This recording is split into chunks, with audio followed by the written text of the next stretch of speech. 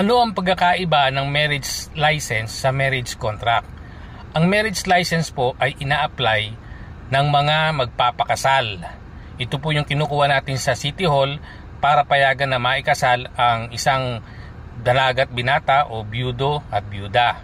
Ang marriage contract naman po or marriage certificate, yan po yung after na kayo ay kasal. Sa Article 34 ng Revised Family Code of the Philippines, ang mga nagsasama ng more than 5 years ay hindi na kailangan kumuha ng marriage license. Pwede na silang ikasal, kailangan lang ay mapatunayan or gagawa sila ng affidavit of cohabitation na nagpapatunay na sila ay nagsasama na ng more than 5 years. In that case, hindi na kailangan kumuha ng marriage license. Kakasal sila at after nun ay makakuha sila ng marriage certificate na sila ay katunayang naikasal na. So sa case po ni kabayan natin na hindi kumuha ng marriage license nung sila ay kinasal, no, it's either sa kasalang bayan or sa civil wedding, pwede silang ikasal kapag sila ay nagkasama ng more than 5 years, hindi kailangan ng marriage license.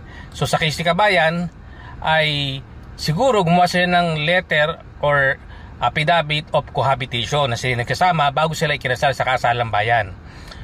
Pero nang tinanong sila nung namatay yung kanyang asawa at tinanong siya kung sila ay nagsama, ilang taon sila nagsama bago sila ikinasal. Kasi malaman nyo, no, sa marriage certificate kung may marriage license ba. Siguro wala nakalagay doon na marriage license or marriage license na number.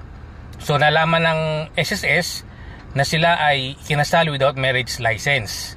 And then nalaman din ng SSS na sila ay nagsama ng less than 5 years. So in that case ay pwede pong magpetisyon sino man na ang kasal nila is null and void. Hindi po ang SSS ang magdi-declare na null and void ang kailang kasal. Yun nga lang, iniiwasan siguro ng SSS na magkaroon sila ng problema na may mag-declared or may mag-petition na null and void yung kailang kasal. Kaya hindi na sila pinayagan na makapag-claim ng death claim sa SSS. Kaya po, kailangang maging maingat tayo ron. Kung meron kayong tanong, mag-message lang kayo sa baba ng video na ito. See you in my next video.